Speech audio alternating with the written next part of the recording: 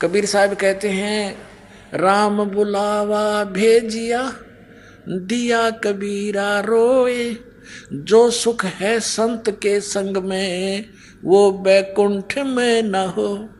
बैकुंठ में तो इतनी बुरी बकवाद है, ऐसे ही ऊंच नीच ऊंचे छोटे बड़े पद हैं, पोस्ट है, सारे नाच गाने बकवाद है, अपनी पुण्य पूंजी वहाँ नष्ट करने का एक विशेष स्थान है। वो पूंजी खत्म होते फिर नरक में फेंक देते हैं जबरदस्ती, जैसे यहाँ से उठाकर मार दिए जाते हैं। सब जगह ऐसे प्रोसीजर है। तो परमात्मा कहते हैं, समझाते हैं, परमात्मा हमें बताना चाहते हैं कि स्वर्ग की आस मत करना बच्चों। अपने ऊपर कहते हैं धर्मदास सुन अमर कहानी, और अपनी महिमा हमने आप बखानी। अपने बारे में जानकारी आप देनी पड़ी। हमारी महिमा से परिचित इस किस ब्रह्मांड में कोई प्राणी नहीं पाया। तो अपने आप ही कहते हैं कबीर राम बुलावा भेजिया दिया कबीरा रो, यानी आपको समझाने के लिए अपने ऊपर उदाहरण दे रहे हैं भगवान। और जो सुख है साध के संग में, जो यहाँ आपका मोक्ष होगा, आपको सुख होगा, वो बैकुंठ में नहीं हो। वहां तो सुख नाम की चीज नहीं, नकली सुख है। तो सुख समरूप स्वरूप सुभानम निश्चल अचल अभंगरे, आसन अस्तल असल तास के बाना बिरद बिनंगरे, बिन ही पंखों उड़े गगन को चाल चाल विहंगरे, दिव दृष्टि तो दर्श करते हैं हरदम कला उमंगरे, परानंदनी पारख लीजिए। ओए होए मूल मंत्र, मूल मंत्र ओम अंगरे। देखे संतों के ये अमरवाणी आदरणीय गरीबदास साहिब जी, ये वेदों से भी गूढ़ रहस्य है। इनमें क्या बताया है कि परानंदनी पारख लीजिए, मूल मंत्र ओम अंगरे, गायत्री गलता न ध्यान है सो हम सुरत सुहंगरे। अब कहते हैं उस मूल मंत्र का, जो 2 अक्षर के मंत्र हैं, ओम उसका एक पार्ट है, हिस्सा है, अंग है। परानंदनी पारख लीजिए, परानंदनी ओहो पूर्ण सुखदायक जो मंत्र है, मूल मंत्र, उसको परख लो। उसका मूल मंत्र ओम अंगरे, मूल मंत्र का ओम, उस सतनाम का ओम एक अंग है, पार्ट है। और फिर क्या बताया है, गायत्री गलतान ध्यान से, गायत्री माने उसका हृदय से गायन कर, उसका जाप कर। और सोहम सुरत सुहंगरे, अपना आत्मा देखो। ये दोनों बता दिए मंत्र सतनाम के 2 अक्षर के, ओम तो उसका एक पार्ट है, और दूसरा सोहम सुरत सुहंगरे, सुहंग माने हे जीव। तो इन दोनों मंत्रों का सुरती के साथ, यानी ध्यान से सही सुरत ला के, सुरत और नृत मन पवन इन चारों से मंत्र जाप किया जाता है सतनाम का, तब इसका लाभ होता है। वैसे सांस चलते रहे, मन कहीं घूमता रहे, उससे आपको लाभ नहीं होगा। श्वास बाहर क्या छोड़ रहे हैं, कौन सा मंत्र, उस पर ध्यान रहे, सुरत रहे, अंदर कौन सा ले रहे उस पर भी ध्यान रहे, तो ये मंत्र आपका एक श्वास उस श्वास का सतनाम का मंत्र सफल हो गया। और इसकी कीमत बहुत गणी है। क्या बताते हैं, ओम सोहम पालड रंग होरी हो, 14 लोक चढ़ाव राम रंग होरी हो, 3 लोक पासंग दर रंग होरी हो, तो ना तुल तुलाया राम रंग होरी हो। आदरणीय गरीबदास साहिब जी परमात्मा कबीर जी से प्राप्त ज्ञान को कैसे बता रहे हैं कि ये एक ऐसे जाप किया हुआ सुरत नृत मन पवन से, सुरत नृत मन पवन, पवन माने वायु, प्राण, सांस, और सुरत ध्यान रखकर मन इन सब को लगा के रखे एक सुमरण करने का। ऐसे किया हुआ एक सिमरण की कीमत कितनी होती है सतनाम के जाप की, कि एक तराजू के एक पलड़े में एक मंत्र की कीमत रख दे। ऐसे सिमरण किए हुए पूरे संत से लेकर नकलियों से लिए हुए का कोई लाभ नहीं। और इस विश्व में कोई भी इस दास के अतिरिक्त इस मंत्र का अधिकारी नहीं है देने का। इससे सिद्ध है कि सब नकली होंगे। अगर इसको कोई दे रहा होगा मुझ दास से प्राप्त करके, क्योंकि 18 वर्ष से दास प्रदान कर रहा है, हो सकता है कोई नकली नीच और दुश्मन जनता का हो गया हो तैयार कहीं, तो उसको आपने समझना है, उसे दूर रहना है, औरों को भी समझाना, अपने भाई बहन वहां फंस गए होते हैं।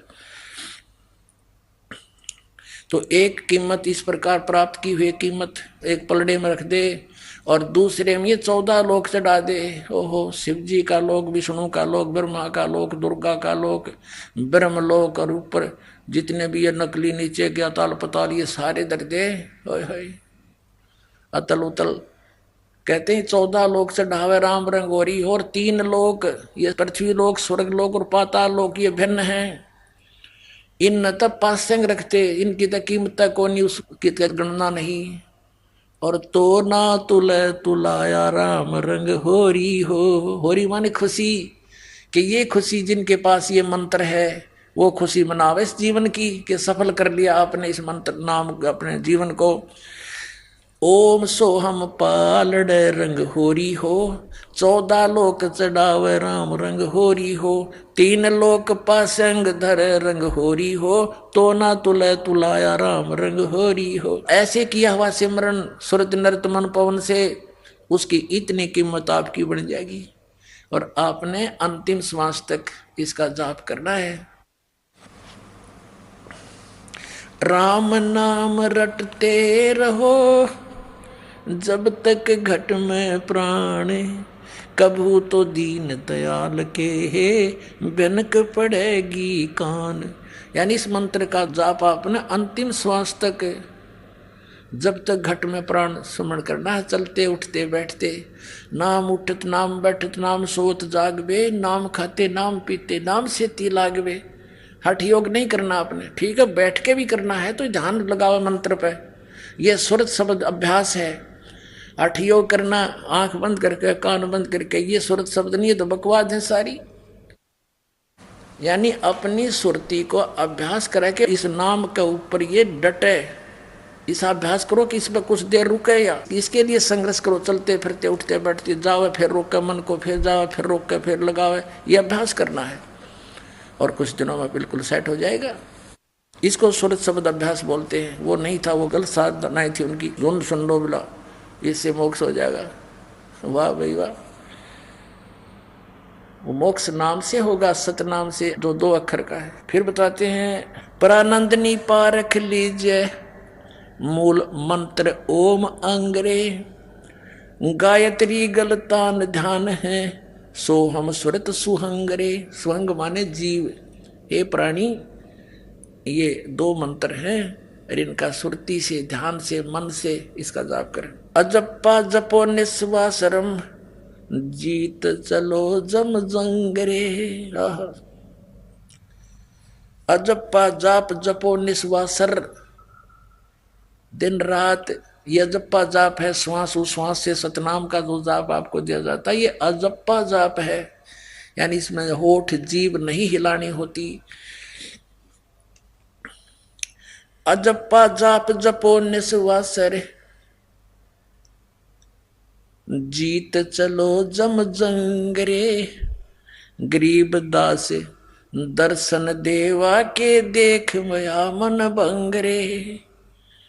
कहते इस मंत्र के जाप से फिर मैंने दिव्य दृष्टि खुल गई और परमात्मा के दर्शन करके मन भंग हो गया, चित्त भंग हो गया हमारा, तो एकदम अचंभा सा हुआ, भगवान को देखा, साकार मालिक को देखा। और ये आदरणीय गरीबदास साहब जी कहते हैं, हम सुल्तानी नानक तारे दादू को उपदेश दिया, जात दुलाहा भेद नहीं पाया, वो काशी माए कबीर हुआ। झांकी वे कबीर की नानक की तीवा, वह सिक्खा का गल पड़ी कौन छुटावे था। तो यहाँ गरीबदास जी कहते हैं, दास गरीब दर्शन देवा का, देख भया मन भंग रे। होय होय, कुछ एकदम चुंबा सा हुआ हमें। अरे से नानक साहब जी ने परमात्मा का झांकी माने नजारा देखा था सतलोक में, फिर देखा उनको बनारस काशी में दानक रूप में, तो उन्होंने वाहे गुरु वाहे गुरु वाहे गुरु वाहे, क्योंकि वो तब भगवान के प्यासे थे इतनी उमंग से कि वाह वाह गुरु के, गुरु तो ये है पूरा इस पृथ्वी पर, कोई गुरु नहीं, तो वाह तेरे की नू करते हैं ना। तो पुणात्मा अब कहते हैं वह सिक्खा गलपड़ी कैसे छुटवावा उसने, असली मंत्र तो ये 2 अक्षर का जो समुद्र की साखी में वो खुद जाप कर रहे हैं, वो इससे मोक्ष होना था। और यही गरीबदास जी बता रहे हैं कि उस सतनाम के मंत्र का ओम तो एक अंग है, एक पार्ट है, और कंप्लीट वो बता दिया। वो सतनाम है 2 अक्षर का, इससे मोक्ष होगा, अन्य किसी साधन मंत्र से नहीं। बोलो सतगुरुदेव।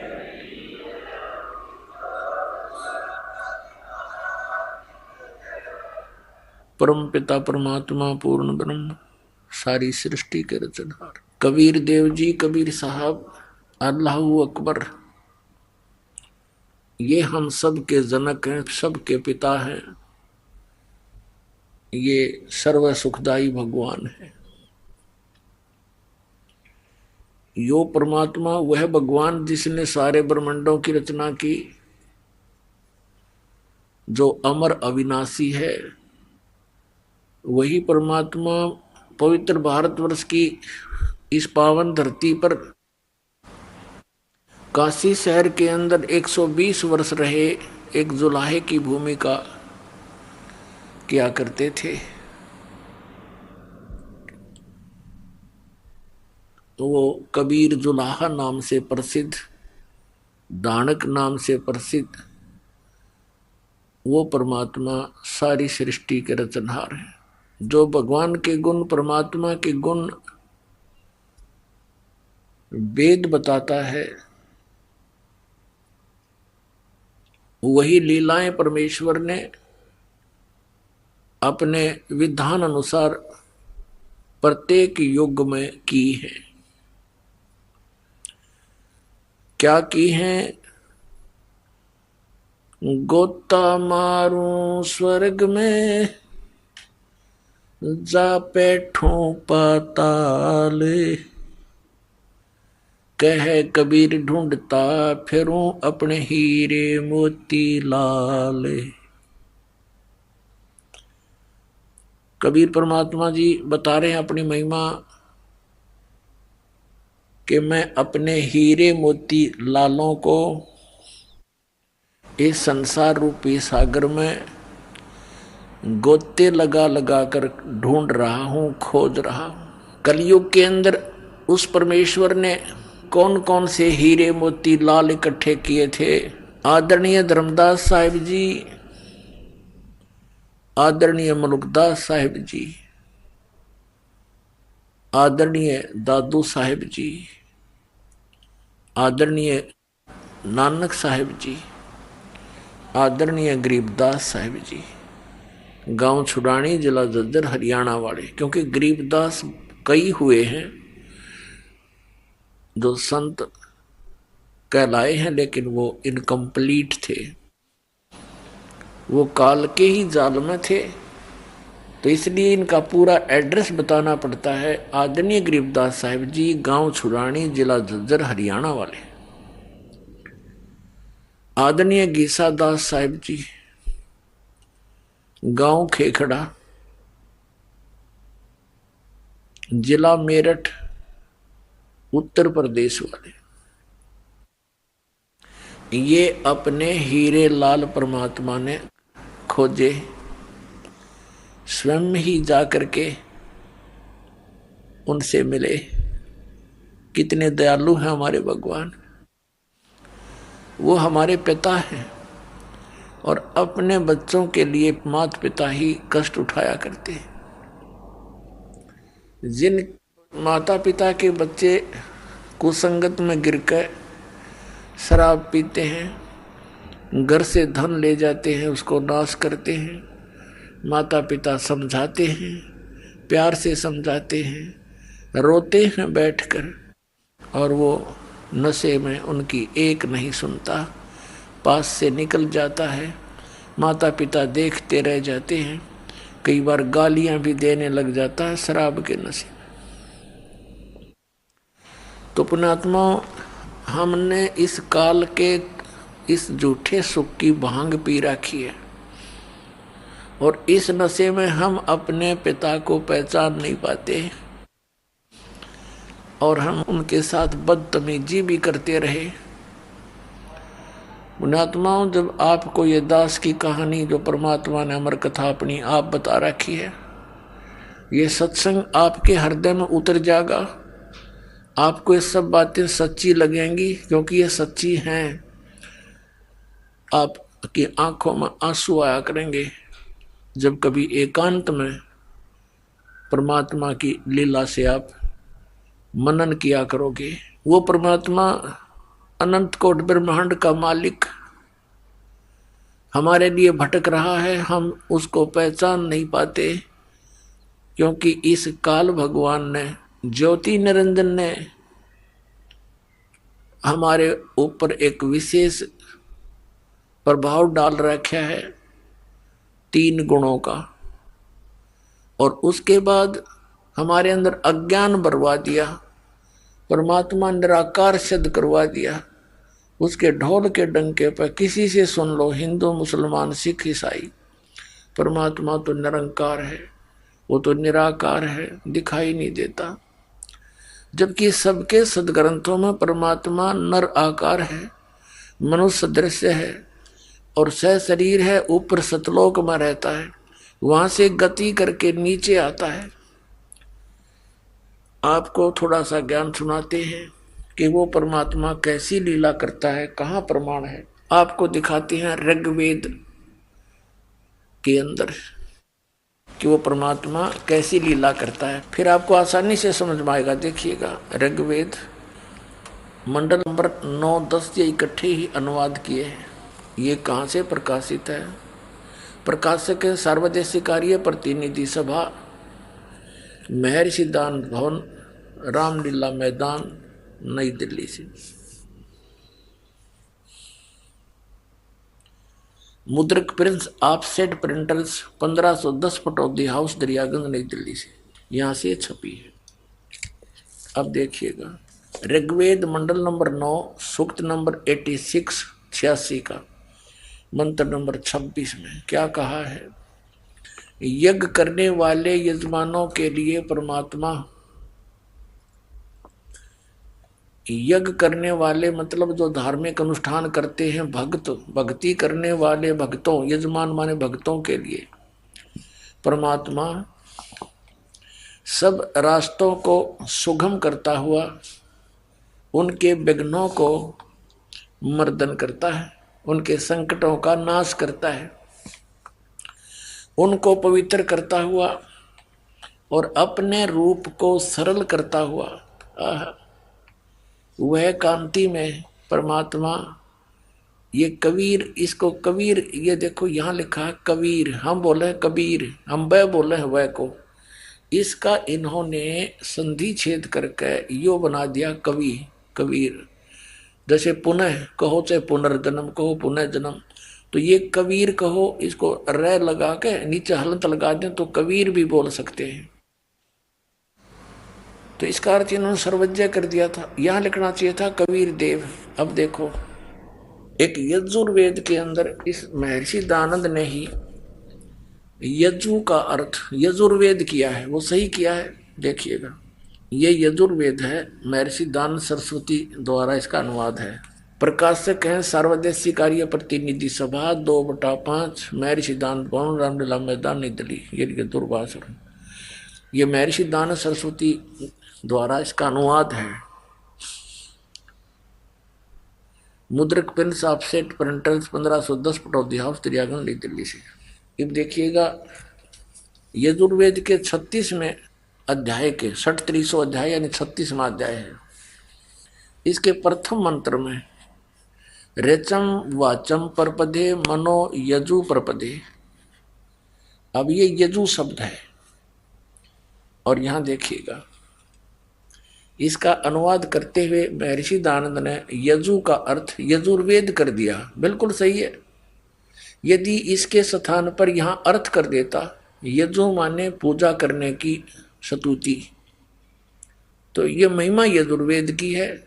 यजु के और भी बहुत से अर्थ होते हैं, तो यजुर्वेद ना लिख कर यदि यहां पर वो अन्य अर्थ कर देता तो कैसे समझते कि यजुर्वेद के बारे में कहा गया है?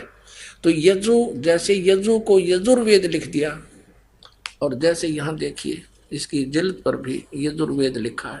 ये पुस्तक यजुर्वेद है, और जहां पर ये ओनली यजु लिखा है तो भी ये यजुर्वेद ही जाना जाता है, यजुर्वेद की महिमा है। ठीक, अब हम लेते हैं उसी ऋग्वेद को, यजुर्वेद रख दिया। अब इस पर हम फिर आ जाते हैं ऋग्वेद मंडल नंबर 9 सुक्त 86 मंत्र 26 पर। यज्ञ करने वाले यजमानों के लिए, भक्तों के लिए परमात्मा सब रास्तों को सुगम करता हुआ उनके विघ्नों को यानी संकटों को मर्दन करता है, नाश करता है, उनको पवित्र करता हुआ और अपने रूप को सरल करता हुआ आर्य समाज के लोग और साथ में दयानंद परमात्मा को निराकार बताता है और वेदों को सही मानता है। वेद बता रहे हो तो साकार है, अपने रूप को सरल करता है, क्योंकि सतलोक के अंदर तीसरे मुक्ति धाम में जहां परमात्मा रहता है वहां उनका शरीर मनुष्य सदृश है। एक रोमकूप में करोड़ सूर्य मिला दे, करोड़ चंद्रमा, तो परमात्मा के उस रोमकूप के रोशनी से भी फीकी पड़े, इतना तेजो में शरीर है। और वो परमात्मा एज इट इज न्यू का न्यू आ जाए यहाँ पर तो हमारी आंखें बंद हो जा, जैसे उल्लू को सूर्य नहीं दिखता, वो देख ही नहीं सकता। तो इसलिए यहाँ आकर अपनी लीला करने के लिए, हमें यथार्थ ज्ञान देने के लिए, अच्छी आत्माओं को मिलने के लिए अपने रूप को हल्का तेज पुंज का बनाकर आता है। तेज पुंज अन्य दे धरकर इस विध हमको भेंट ही। तो यहां देखिएगा, अपने रूप को सरल करता हुआ वह कांति में परमात्मा, यो कबीर देव लिखना था यहाँ पर, कबीर देव, हम उसको कबीर साहब बोल रहे हैं। देव माने परमेश्वर भगवान, वो कबीर भगवान, कबीर देव लिखना था, कबीर देव लिख देते न, शर्मावती था, कबीर देव लिख देते। विद्युत के समान क्रीड़ा करता हुआ वर्णीय पुरुष को प्राप्त होता है, अच्छी आत्मा को मिलता है। देखिएगा अब 27 में बताया है वो परमात्मा रहता कहाँ है। जो परमात्मा तेज पुंज परमात्मा, तेज पुंज का परमात्मा है, जो परमात्मा ध्युलोक के तीसरे पृष्ठ पर विराजमान है, सतलोक में बैठा है, वहां रहता है वो। अब देखो ऋग्वेद मंडल नंबर 9 और सूक्त 82 में, ऋग्वेद मंडल नंबर 9 और सूक्त 82 का यह मंत्र नंबर 1 है। जो सर्वोत्पादक प्रभु, सबकी उत्पत्ति करने वाला परमेश्वर प्रकाश रूप है, तेजो में शरीर युक्त है, सद्गुणों की वृष्टि करने वाला, पापों का नाश करने वाला, पाप हरण करने वाला है। वह राजेव, राजा के समान राजेव। ये देखना, ये हम पढ़ रहे हैं 269 पे, नए नकली फेरने होंगे और कोई सा प्रश्न दिखा दिया होगा। ये 270 देखो, राजा के समान दर्शनीय है, वो देखने जोगा राजा जैसा, यानी मनुष्य दृश्य है वो भगवान। और वह पृथ्वी आदि लोक लोकांतरों के चारों ओर शब्दमान हो रहा है। वह वर्णीय पुरुष को, अच्छी आत्मा को, जो दृढ़ भक्त है उसको पवित्र करता हुआ प्राप्त होता है। यानी अच्छी आत्मा, दृढ़ भक्त उसको मिलता है। जिस प्रकार विद्युत स्नेह वाले स्थानों को आधार बनाकर प्राप्त होता है। अब देखो स्पष्ट कर दिया, जैसे आकाशीय बिजली, जैसे आकाशीय बिजली ऐसी धातु पर गिरती है जहां उसका अट्रैक्शन होता है, और जगह नहीं गिरती वो। जैसे पुराने समय में पहले कांसी धातु के बेले और थाली हुआ करती थी। वर्षा के दिनों में कोई थाली या बेला बाहर रह जाता था घर से आंगन में, हमारी दादी जी कहती थी हमारी माता ताई जी को, काकी जी को, कि वो थाली अंदर रख दो ना तो बिजली गिर जाती है इस कांसी धातु पर। तो यही उदाहरण दिया है वेद में कि वो परमात्मा ऐसे अट्रैक्ट होता है उस पुण्यात्मा पर जो अच्छी आत्मा है, और उन्हीं को मिलता है, क्योंकि वो दृढ़ भक्त होते हैं। जो कह दिया भगवान ने वो टस से मस नहीं होते। जैसे परमात्मा ने इन सभी पुण्यात्माओं को जिनको वे मिले थे, आदरणीय धर्मदास साहिब जी को, आदरणीय मलुकदास साहिब जी को, आदरणीय नानक साहिब जी को, आदरणीय दादू साहिब जी को, आदरणीय गरीबदास साहिब जी गांव छुड़ानी जिला ददर हरियाणा वाले को, आदरणीय गीसा दास साहिब जी को गांव खेकड़ा जिला मेरठ उत्तर प्रदेश वाले, इनसे कहा था। जैसे धर्मदास जी को कहा, वो तो रिटर्न में हमारे पास है, बाकी यह सलाह सभी को दी थी परमात्मा ने कि धर्मदास मेरी लाख दुआई, ये मूल ज्ञान की तबार ना जाई, ये मूल मंत्र, मूल ज्ञान, सार नाम, ये किसी को बताना नहीं, तुम जाप करते रहो। इसी प्रकार आदरणीय नानक साहब जी से कहा था कि ये मंत्र अभी किसी को डिस्क्लोज ना करना, नहीं तो बिचली पीढ़ी हंस नीते रही। तो उन पुण्यात्माओं ने परमात्मा के लिए न्योछावर हो गई वो। जैसे नानक साहिब जी ने सतनाम 2 अक्षर के मंत्र का किसी भी सिख को उसकी आवाज़ें नहीं लगने दी, एक बार बोल के अवश्य सुना दिया, प्रमाणित करने के लिए विधि नहीं बताई। मर्दाना ने जब वो जाप करने शुरू किया तो उसको सजा भी मिल गई। इससे भय बन गया पूरे सिख समाज में कि इस नाम का जाप भूल कर नहीं करना। यदि ये गुरु ग्रंथ साहिब में वाणी प्राण सिंह वाली आ जाती तो ये नकली पंथ, राधा स्वामी पंथ, धन धन सतगुरु पंथ या दूसरे पंथ जो पनपे हुए हैं, जैसे ये बालगेश्वर वाला पंथ, अंशादेश वाला, सतपाल वाला, और बाकी ये नकलची हैं सारी, आसाराम जैसे और सुधांशु जैसे, ये सारे ये नाम शुरू कर देते। अब नाम से मोक्ष होना, बीज से पौधा बनेगा। अब आम के बीज से आम का पौधा बनेगा, आम का पेड़ बनेगा, बबूल के बीज से बबूल का बनेगा। तो नाम से मोक्ष होना, नाम इनके सब के नकली, तो ये सब यूजलेस है उनकी साधनाएं, अब फेल हो गए सारे। बुद्धिमान समाज है आज बहुत जबरदस्त, जिसने ऐसे आइटम बना लिए, इंटरनेट, कंप्यूटर, ऊपर सैटेलाइट, यहाँ बैठे पता नहीं कहाँ का देख लेते हैं। और जब इनको पता चलेगा कहाँ डरे डोरे हो, ये साइंस कितना काम देगी तुम्हें। अगर 2-3 वर्ष वर्षा ना हुई तो सब फेल हो जाएंगे, इंटरनेट इनको देखने भी ना रहेगा, टक्कर मारे मारे मरेंगे। और भगवान प्रसन्न रहेगा तो कुछ नहीं होगा, यहाँ भी सुखी और सतलोक में चले जाएंगे। अब कहने का भाव ये है कि हम वो दृढ़ भक्त थे, उन्होंने किसी को नहीं बताया, पूरा सिख समाज उस सतनाम से वंचित है और उस बिना मोक्ष नहीं हो सकता। लेकिन वो दयालु थे, उन्होंने वाणी के पाठ का अपने समय से ही पाठ कराना शुरू कर दिया था, यानी सत्संग शुरू कर दिए थे, भंडारे शुरू करवा दिए थे। ये ग्लूकोस लगा कर चले गए थे महापुरुष, जैसे गरीबदास साहिब जी की वाणी का पाठ शुरू करवा दिया था, फिर गुरु ग्रंथ साहिब बनवा कर उसका पाठ शुरू करवा दिया था परमात्मा ने प्रेरणा करके। तो ये ग्लूकोस लगा कर चले गए। अब सर्जन भेज दिया दास, सारे मंत्र दूंगा और सारे टैबलेट कंप्लीट कोर्स देकर सबको पार कर दूंगा। करेंगे भगवान, दास उनका मजदूर है।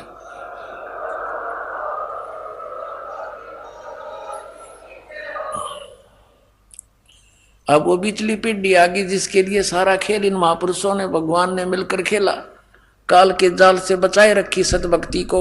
अब आगे देखिएगा, ऋग्वेद मंडल नंबर 9 और सूक्त 82 का मंत्र आपने 1 देख लिया कि वो परमात्मा अपने दृढ़ भक्त को पवित्र करता हुआ वर्णीय पुरुष को मिलता है। जैसे विद्युत आकाशीय बिजली स्नेह वाले स्थानों को आधार बनाकर प्राप्त होता है। अब नंबर 2 में क्या कहा, वो किस उद्देश्य से आता है भगवान पर, हे परमात्मा उपदेश करने की इच्छा से आप, यानी तत्व ज्ञान बताने की इच्छा से आप महापुरुषों को प्राप्त होते हो, अच्छी आत्माओं को मिलते हो, और आप अत्यंत गतिशील पदार्थ के समान यानी तीव्रगामी होकर के हमारे आध्यात्मिक यज्ञ को प्राप्त होते हो हैं। आप कबीर देव हैं, आप कबीर देव हैं। वेद मेरा भेद है, मैं ना वेदन के माही, और जौन वेद से मैं मिलूं ये वेद जानते नाही। परमेश्वर परम पूज्य कबीर साहब ने कहा था कि धर्मदास ये चारों वेद मेरी ही महिमा का गुणगान करते हैं, लेकिन इनमें वर्णित विधि से मेरी प्राप्ति नहीं हो सकती, और जिस विधि से मेरी प्राप्ति हो सकती है वो वेदों में नहीं, क्योंकि वो परमात्मा स्वयं ही आकर बताता है। वो सूक्ष्म वेद है जो दास को उपलब्ध हुआ और दास ने समझा परमेश्वर कबीर जी गुरु जी की कृपा से, और उस सूक्ष्म वेद को कबीर पंथी जो 12 के 12 पंथ वो नहीं समझ सके, और ये सब काल के पंथ थे वह।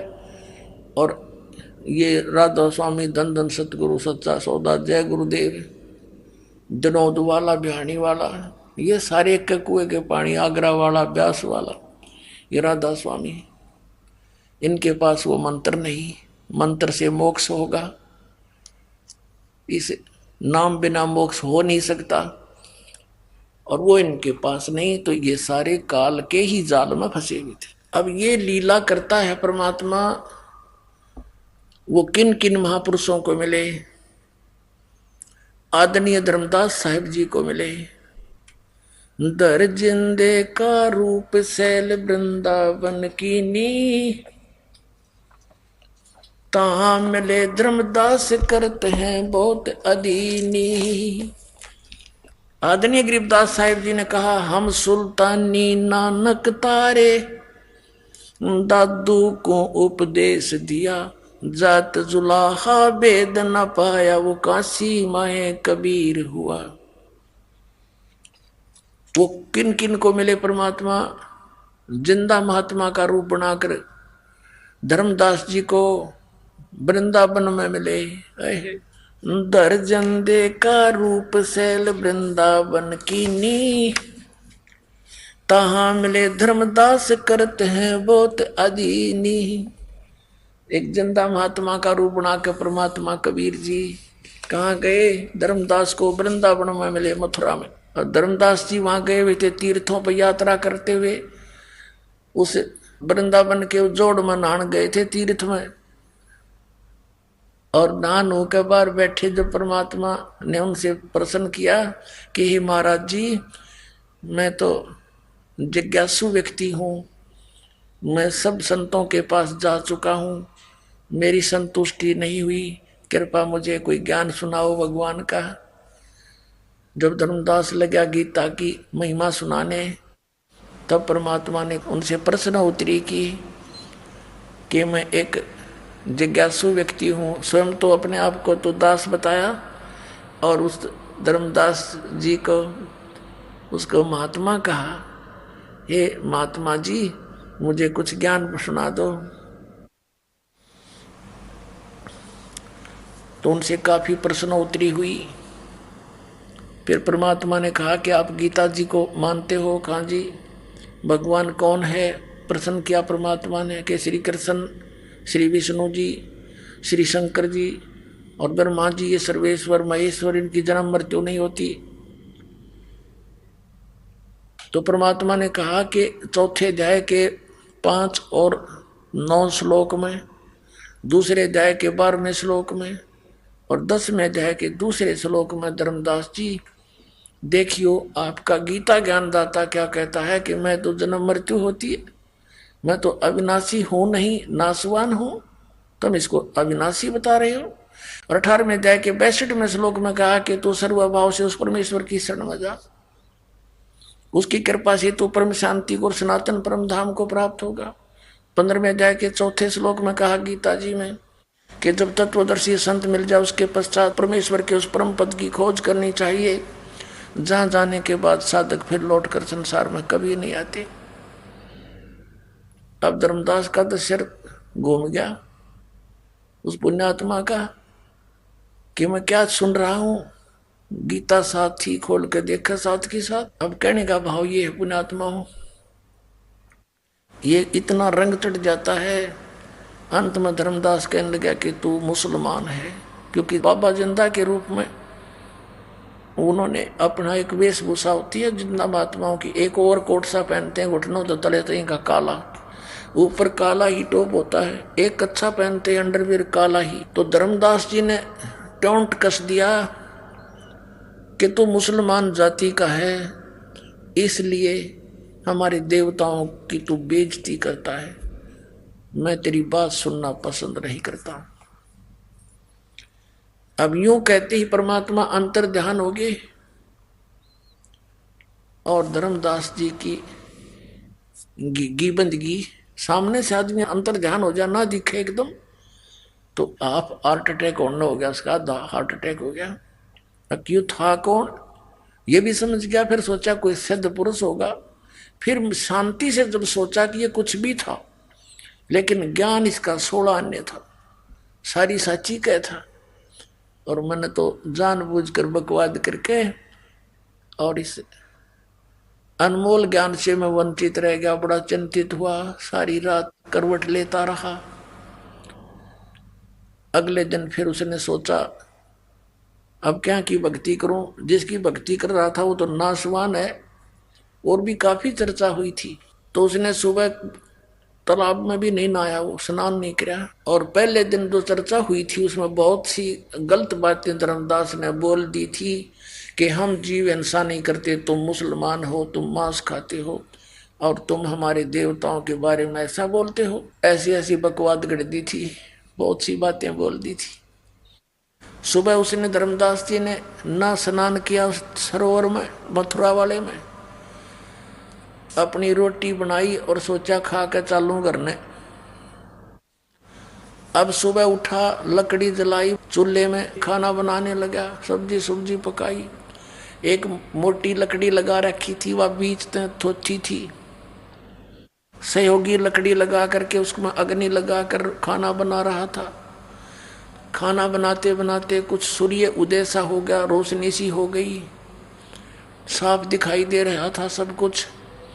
रोटी बनाते बनाते लकड़ी जलती जलती बिल्कुल चूल्हे के पास उसका एंड आ गया,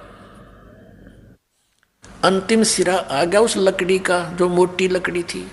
उसमें क्या देखा कि चींटियां अपने अंडे मुख में लेकर बाहर निकलने की चेष्टा कर रही हैं, लेकिन बाहर के हिस्से पर उस पे तरल पदार्थ उबल रहा था। जैसे गिल्ली लकड़ी हो थोड़ी बहुत, तो पीछे से उसमें तरल पदार्थ एक पानी सा उबल रहा होता है। बाहर निकलने की चेष्टा कर रही हैं तो उस तरल पदार्थ जो उबल रहा था उसके ऊपर गिर गिर के चटक चटक होकर जल रही है। अब धर्मदास एक बार हक्का बक्का रह गया कि आज तो मैंने जुल्म कर दिया, इतनी ढेर सारी चींटियां फूंक डाली इस लकड़ी में, तो बहुत इतनी लंबी थी और जलती जलती निकट आ गई है भगवान, आज तो करोड़ों चींटी मर गई। रोए बड़ा दुखी हो गया। तो उसने उसी से मैं अग्नि बुझा दी, जितनी रोटी बनी थी बन गई। अब उसने सोचा कि इसका प्रायश्चित करूं, आज मैं भूखा रहूंगा और इस भोजन को किसी साधु संत को खिला दूं।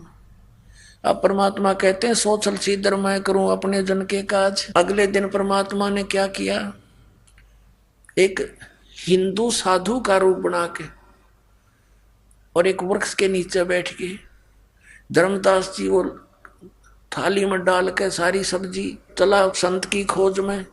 सामने देखा एक संत बैठा है, वहां जाकर के रख के थाली और कहा महाराज जी भोजन पा लो। परमात्मा बोले धर्मदास रख दे भाई, भूख लगी है। धर्मदास जी ने सोचा भाई कोई जानकार सा दिखा है, सोचा मैं भंडारे करता रहता हूं, ये महात्मा गया होगा कभी। अब रख दी थाली। परमात्मा ने एक लोटा रखा था जल का, जल लिया उसमें से थोड़ा सा और एक मंत्र सा बुदबुदाया और छींटे मार दिए। पूरी बनी बनाई रोटी और सब्जी के थाली में रखी के देखते ही देखते क्या हुआ कि सारे भोजन की चींटी बन गई, अंडे मुंह में लेकर और थाली से बाहर निकलने की चेष्टा करते हैं, सारी थाली काली होगी चींटियों से। तो परमात्मा उसी जिंदा महात्मा के रूप में बदल लिया रूप परमात्मा ने और कहा रे धर्मदास कल क्या कह रहे थे आप कि हम मुसलमान तो जीव हिंसा करते हैं और तुम जीव हिंसा नहीं करते। जब धर्मदास ने देखा ये तो काल वाला महाराज जी है, चरणों में पड़ गए, ये भगवान मेरा माफ कर दो, मैं पापी आत्मा दाता, मैंने गलती कर दी। परमात्मा ने कहा तेरे से तो कसाई भी अच्छा, तेरे एक के दिन में इतनी मार दी, इतने जीव हिंसा कर दी। दर्जन दे का रूप शैल वृंदावन कीनी, तहाँ मिले धर्मदास करते हैं बहुत अदीनी। बहुरंगी बरियाम कामनी कामी सोई, दर सतगुरु का रूप धनी उतरे हैं लोई। ओए गरीबदास जी कह रहे हैं कि बहुरंगी वरियाम, बहुत प्रकार के रूप बनाने वाला परमात्मा, और निकामी सोई यानी केवल निस्वार्थ भाव से हमारे लिए यहाँ आते हैं।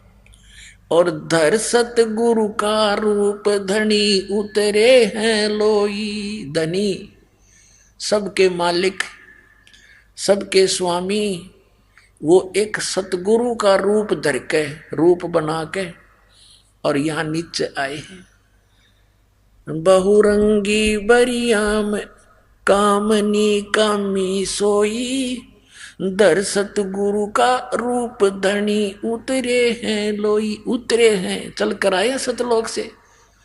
और वही वेद बताते हैं कि वो परमात्मा वहां से गति करके आता है।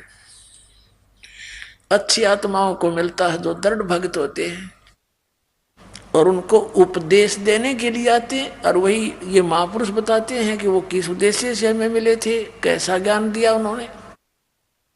तो who is God, Kabir is God, clear concept हो जाता है इनसे। पुण्यात्माओं, आज से लगभग 600 वर्ष पहले आदरणीय परम पूज्य कबीर परमेश्वर जी ने आदरणीय धर्मदास साहिब जी से कहा था। जब धर्मदास जी ने पूछा कि हे भगवान, हम तो नीच हैं दाता, आप कितने दयालु हो, हमने आपके साथ कैसा जुल्म किया, धोखा किया, आपको छोड़कर हम इस काल को चाहने लगे, जिस कारण से हम यहाँ आ गए। हमारे को तो दाता जो सजा मिल रही है ये बहुत कम है। गधे कुत्ते सुअर बन के यहाँ रोग कष्ट हम भोग रहे हैं। मनुष्य जीवन में भी कोई सुखी नहीं। हमने जो अपराध किया है उसके प्रतिफल में ये सजा बहुत कम है। फिर भी परमात्मा आप दयालु हो। हे परमेश्वर, आप कहते हो कि मैं कलयुग के अंदर फिर आऊंगा। इसी कलयुग में जो बीच की पीढ़ी होगी, अब तो बहुत ही अच्छा समय है, अब ही आपकी कोई मानने को तैयार नहीं। और आगे चल के परमात्मा कब आप दया करोगे इन पे, अपनी प्यारी आत्माओं पर।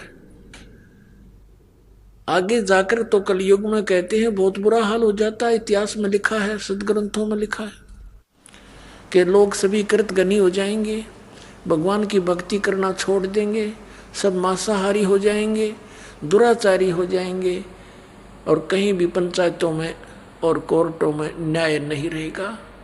तो हे प्रभु, फिर कब दया करोगे? फिर तो कोई सुनेगा नहीं आपकी। तब परमेश्वर ने कहा था, धर्मदास, कलयुग बीतते 5500 पाचा, और तब ये वचन मेरा होगा साचा। कौन सा वचन? कि हम ही चलकर कलयुग में बर्मे पंथ के अंदर आगे जाएंगे और फिर सभी पंथों को मिटा करके, सभी धर्मों को एक करके और तत्व ज्ञान समझाएंगे। और फिर सभी आत्माएं, चाहे किसी भी पंथ मजहब धर्म में वो रह रही है, वो सभी कबीर साहिब की शरण में, मेरी शरण में आ जाएंगे। पूरे विश्व में मेरा ही नाम, मेरा ही ज्ञान रहेगा और सभी ये पंथ ये फेल हो जाएंगे। तब धर्मदास उनके मुंह की तरफ देख रहा है, भगवान, आप जो आज बोल रहे हो दाता, ये कब होगा ये ऐसा तब उन्होंने कहा कि जब कलयुग बीते 5500 पाचा, तब ये वचन मेरा होगा सच्चा जो आज बोल रहा हूं। 600 वर्ष पहले परमात्मा ने जो बात कही थी, वो क्या कहा था कि पूरे विश्व में एक ही ज्ञान रहेगा और एक ही भगवान रहेगा, कबीर, और सभी प्राणी प्यार से भक्ति करा करेंगे, सब बुराई कपट चातुरी छोड़ देंगे और नेक नीति से रहा करेंगे। उनको इतना ज्ञान करा दूंगा धर्मदास कि वो किसी की सुई भी नहीं उठा सकते। चोरी करना और भयंकर डाके डालना तो बहुत दूर की बात है। और फिर उनका सबका सुधार करूंगा, सतयुग जैसा माहौल होगा और फिर कई हजारों वर्षों तक इस कलयुग में सत भक्ति बनी रहेगी। आदरणीय धर्मदास साहिब जी को परम पूज्य कबीर परमेश्वर ने कहा था कि मेरा और काल का, यहाँ के भगवान का एक वायदा हुआ है। इसने कहा था कि सतयुग त्रेता द्वापर में जीव कम ले जाना प्रभु, और जब चौथा युग जब कलयुग आवे तब तब शरण जीव बहु जावे। ऐसा वचन हर मोय दीजे, तब संसार गमन तुम कीजे। ये भगवान ऐसा वरदान मुझे दे जाओ, वर दे दो, वचन दे दो कि सतयुग त्रेता द्वापर में जीव ना ले जाना और कलयुग में कितने जीव ले जाना। तब परमात्मा ने तथास्तु कर दिया, ठीक है। तब फिर इसने आंखें बदल ली और कहने लगा, जाओ जोग जीत संसारा, जीव न माने कहा तुम्हारा। परमात्मा कहते हैं हमरी ओर हो बाद बखाने, और जोग जीत जीव तुम्हारा कहा न माने, और हमरी ओर हो बाद बखाने। ऐसी स्थिति कर दूंगा, द्वादश पंथ करूं मैं साजा, नाम तुम्हारा ले करूं आवाजा। द्वादश पंथ नाम जो ले ही, ये सब मेरे मुख में आन समोई। फिर कहते हैं और अनेक पंथ चलाऊं, या विद जीवों को भरमाऊं। अब 12 पंथ तो कबीर पंथ में, और अनेक पंथ चलाऊं, ये राधा स्वामी पंथ, धन धन सतगुरु पंथ, यो सरचा सौदा सरसा वाला, जगमाल वाली वाला, राधा स्वामी पंथ ब्यास आगरा, और जय गुरुदेव पंथ मथुरा वाला, ये शिवदयाल जी का ही चलाया हुआ है, उसी के विचारों पर आधारित है।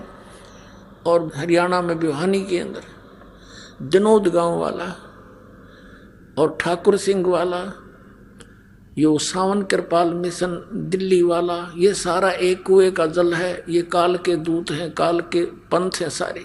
धर्मदास जी ने कहा था भगवान इसने तो ऐसा जुल्म करना है, फिर आप कैसे कृपा बख्शोगे। तो परमात्मा ने कहा था कि ऐसे ऐसे करूंगा, इस बार मैं पंथ के अंदर मैं ही स्वयं जाऊंगा और सब पंथों का नष्ट करके एक पंथ बना दूंगा, मेरे बच्चे मुझे पहचान लेंगे। आपको दिखाते हैं पवित्र कबीर सागर के अंदर 600 वर्ष पहले लिपिबद्ध की गई परमेश्वर की भविष्यवाणी, यानी आदेश। भविष्यवाणी तो होती है ठक्करबाजी, और ये परमात्मा का आदेश वचन, जिसके वचन से सारे ब्रह्मांड चल रहे हैं, उनका वचन था ये 600 वर्ष पहले। क्या था ये देखिएगा। ये कबीर सागर है, संपूर्ण 11 भाग, खेमरा श्री कृष्णदास प्रकाशन मुंबई। ये है कबीर सागर, प्रथम खंड, कबीर पंथी भारत पथिक स्वामी युगलानंद विहारी द्वारा पुरस्कृत।